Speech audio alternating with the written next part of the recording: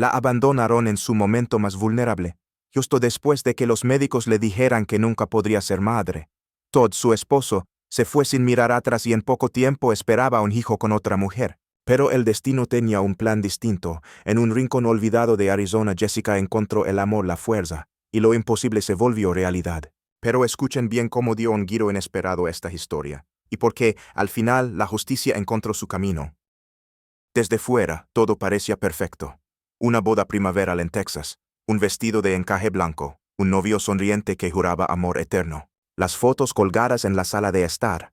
Dos jóvenes abrazados bajo la luz dorada del atardecer, con promesas silenciosas en los ojos.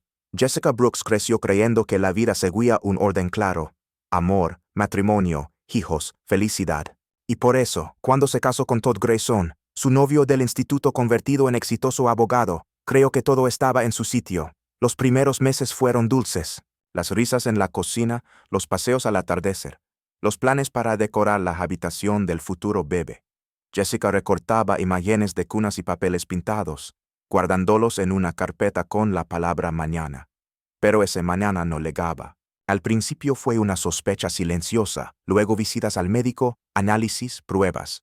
Todd se mostraba tranquilo al principio, incluso cariñoso, pero con el paso de los meses, el silencio se volvía más largo, las miradas más frías, las noches más distantes, y entonces un día, llegó la frase que lo rompió todo. Jessica, he pensado mucho en esto. No es justo para ninguno de los dos. Yo quiero una familia, de verdad, y tú no puedes dármela. Así, con la misma frialdad con la que cerraba un caso en su despacho, Todd cerró su matrimonio. Jessica no lloró en ese momento. Se quedó sentada en el borde de la cama, sintiendo cómo se desplomaban dentro de él a todos los futuros que había imaginado. No se despidieron, no discutieron. Él simplemente se fue. Una semana después, Jessica encontró una caja con sus cosas en la puerta. Un mes más tarde, alguien le contó que Todd ya vivía con otra mujer. A los 3 meses, vio la foto en redes sociales. Todd con su nueva esposa, ambos con las manos sobre el vientre redondo de ella. A Jessica no le dolía no ser madre, le dolía haber sido reducida a una sola función. Le dolía haber amado a alguien que, en realidad, no supo amarla de vuelta cuando más lo necesitaba. Por las noches se tapaba con la manta hasta la cabeza, no por el frío, sino para acalar los pensamientos. No vales nada, estás rota, te cambiaron por alguien mejor. Pero lo peor no era lo que escuchaba en su cabeza, lo peor era que, en el fondo, una parte de ella empezaba a creerlo. Jessica condujo sin mirar atrás. La carretera se extendía como una herida seca a través del desierto de Arizona. No tenía un destino claro, solo una idea. Desaparecer del mapa de quienes la conocían. No llevaba mucho, un par de maletas, su guitarra, libros que no pudo dejar y un cuaderno vacío. Lo más pesado estaba dentro, el eco de promesas rotas, la sensación de haber fallado en algo que ni siquiera estaba en sus manos. Después de 2 días al volante, llegó a un pequeño pueblo junto a una reserva apache. Nadie la esperaba allí. Nadie preguntó por qué una mujer sola alquilaba una cabana polvorienta en las afueras. Nadie parecía reconocerla, y eso para ella era un alivio. La cabana no tenía lujos, un colchón firme, una cocina antigua, una ventana que daba a las montañas color cobre, pero tenía lo que Jessica más necesitaba: silencio. Silencio para llorar sin ser oída. Silencio para no responder preguntas. Los días eran largos. Trabajaba en la pequeña biblioteca de la escuela local, catalogando libros viejos, ayudando a los niños a buscar cuentos y mapas. No hablaba mucho, respondía con sonrisas cortas. Y en casa, por las noches, escribía en su cuaderno cosas que no se atrevía a decir en voz alta. Hoy una niña me abrazó sin razón. Me preguntó si yo era mamá. Mentí, dije que no. El dolor no se iba. Solo aprendía a caminar con él. No hablaba mucho, pero siempre era el último en irse. Se quedaba mirando los mapas, dibujando canones con sorprendente precisión. Poco a poco, Lucas comenzó a cuidarse después de clase. Al principio, solo dibujaba. Luego empezó a preguntarle cosas. ¿Usted conoce el Gran Cañón? ¿Por qué los mapas tienen líneas invisibles? ¿Por qué los cactus florecen solo una vez al año? Jessica respondía, a veces con voz, a veces solo con una mirada. Pero dentro de ella algo se removía. Lucas no lo sabía, pero le estaba devolviendo una parte de sí misma. Un día vino a recogerlo su padre. Jessica lo vio desde la ventana de la biblioteca. Un hombre alto, moreno, con el rostro curtido por el sol y los silencios. Llevaba el cabello atado en una trenza tradicional. No entró. Se quedó fuera, apoyado en su vieja camioneta oxidada. Pero sus ojos, cuando se cruzaron con los de ella, tenían un peso que no pasaba desapercibido. Se llamaba Cayón, veterano, mecánico del pueblo, mitad apache, mitad fuego contenido. La gente hablaba poco de él. Decían que había perdido a su esposa tiempo atrás, que criaba solo a su hijo, que era un hombre de pocas palabras y muchos silencios. Jessica no lo buscaba, ni lo evitaba. Solo notaba su presencia, como se nota una tormenta en el horizonte. No sabe si temerla o esperarla. Durante semanas, la rutina siguió. Lucas venía, se quedaba, dibujaba, y Cayón venía a buscarlo. A veces entraba. A veces, le decía a Jessica: «Gracias por cuidarlo», solo eso. Pero su voz tenía una calidez seca, como el viento de la tarde. Una tarde, Jessica encontró en la estantería un libro sin nombre, solo con un símbolo tallado, un ave con alas extendidas. Lo hojeó. Eran cuentos ancestrales de los apaches, historias sobre transformación, sobre almas que vuelven, sobre mujeres que se convierten en madres de formas que el mundo moderno no entiende. Esa noche, Jessica escribió en su cuaderno: «Tal vez no estoy rota, tal vez solo necesitaba otro tipo de tierra para florecer». La primavera llegó temprano ese año. El aire del desierto traía polvo, pero también una tibieza que se sentía como un nuevo comienzo. Jessica ya no contaba los días desde que había llegado al pueblo. Simplemente vivía. Por primera vez en mucho tiempo, no pensaba en lo que había perdido, sino en lo que tenía frente a ella. Los fines de semana, Lucas y ella paseaban por los senderos detrás de la escuela. A veces iban con una libreta y dibujaban piedras, cactus, aves. A veces no hablaban durante horas, pero nunca había silencio incómodo. Era como si ese niño supiera que a veces el alma necesita espacio, no palabras. Cayón los recogía después. Siempre esperaba apoyado en su camioneta, los brazos cruzados, los ojos suaves. Con el tiempo empezó a quedarse más. Traía pan de maíz que preparaba su tía, ayudaba a Jessica a arreglar cosas en la cabana, les contaba leyendas antiguas a la luz de una linterna cuando se iba la electricidad. Jessica no se dio cuenta de cuándo cambió todo. No hubo un momento exacto, no una frase grandiosa ni un beso repentino. Fue más bien como una planta que brota en tierra que parecía estéril. Sin aviso, sin ruido, un día, Cayón trajo unas flores silvestres. No dijo que eran para ella, pero las dejó en un frasco sobre la mesa. Otro día Lucas la llamó Mama Hey por accidente. Nadie lo corrigió. Con los meses, la rutina que Jessica tanto temía se volvió su refugio. El café por la mañana mientras el sol aún no salía. Las notas que Lucas dejaba en sus libros. Las manos de Cayón, firmes pero gentiles, cuando le pasaba una taza caliente después de un día largo. Y sin que nadie lo declarara, los tres comenzaron a parecer una familia. Fue entonces cuando su cuerpo comenzó a cambiar. Primero fue un mareo leve en la biblioteca. Luego, el cansancio. Jessica pensó que estaba simplemente trabajando demasiado, que el calor le afectaba. Pero una mañana, el olor del pan recién hecho la hizo retroceder con náuseas. Compró una prueba, más por rutina que por sospecha. La dejó en el baño, olvidada, como si ya supiera la respuesta pero no quisiera verla. Cuando volvió la vio.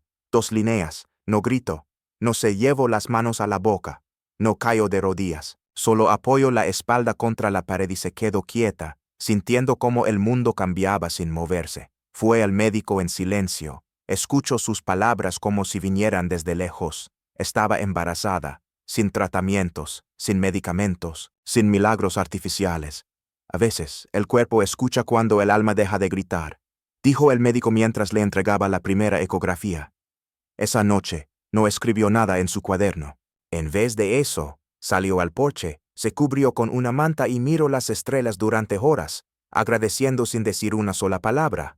Cuando se lo contó a Cayón, él no la abrazó de inmediato, solo la miró, con los ojos brillando bajo la luz tenue, y luego, con su voz baja dijo: «Entonces no eras estéril. Solo estabas esperando el lugar correcto para florecer». Jessica dio a luz a una niña fuerte, tranquila, de ojos oscuros como los de Cayón y sonrisa ligera como la suya. La llamaron Sierra, como las montanas, como la calma después de la tormenta. Nadie del pasado vino a buscarla. Pero un día, le llegó una carta sin remitente. Solo decía: «Me alegra por ti, ti».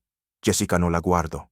Tampoco la rompió, simplemente la dejó volar con el viento, igual que todo lo que alguna vez la hizo sentirse menos que suficiente. Años después, tendría más hijos, no porque los hubiera planeado, sino porque su vida ya no era un plan.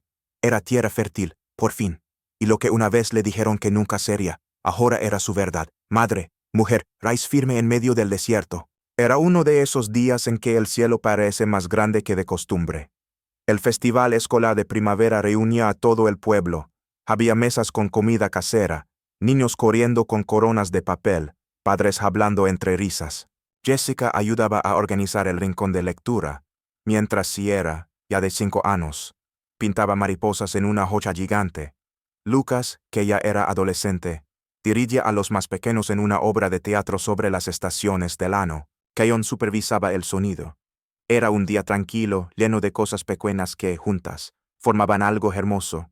Jessica sentía que el aire tenía sabor a futuro, hasta que lo vio. Estaba junto a la cerca, con un portafolio de cuero en la mano y la misma expresión segura de siempre.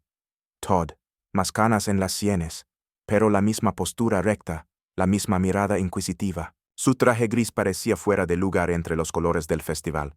Ella no se movió, no retrocedió, simplemente lo observó, como se observa algo que ya no tiene poder sobre ti. Él se acercó con una sonrisa tensa. Jessica, dijo como si el tiempo no hubiera pasado. Escuché que vives aquí. Vine por trabajo, no esperaba encontrarte. Ella no respondió de inmediato. Quería medir sus palabras, no por miedo, sino porque ya no necesitaba llenarlas de emoción. Lo miro con serenidad. Sí, vivo aquí, con mi familia. Él miró hacia los niños. Sus ojos se posaron en Sierra, que corría hacia Keon con los brazos abiertos, y luego lo vio a él, a Keon, el hombre que ahora ocupaba un lugar que él había dejado vacío por elección propia. Todd tragó saliva. ¿Es tuya?, preguntó en voz baja. Jessica asintió sin prisa, sin explicaciones. Mía. Nuestra. Hubo un momento de silencio. No tenso, simplemente lleno de todo lo que ya no hacía falta decir. Todd bajó la mirada como si intentara encontrar alguna grieta por donde colarse en ese presente que ya no le pertenecía. Me equivoqué contigo, murmuró al fin. No lo supe entonces, pero lo sé ahora.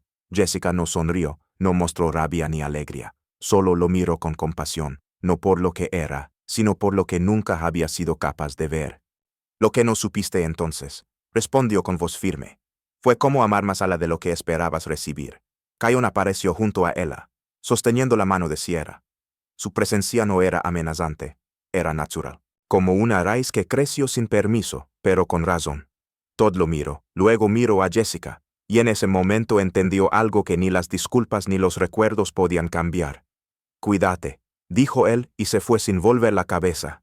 Jessica respiró hondo, no porque estuviera agitada, sino porque por fin, después de tantos años, el círculo se había cerrado. No hubo aplausos. Nadie más presenció esa conversación, pero para Jessica fue una victoria, no sobre él, sino sobre lo que una vez creyó de sí misma.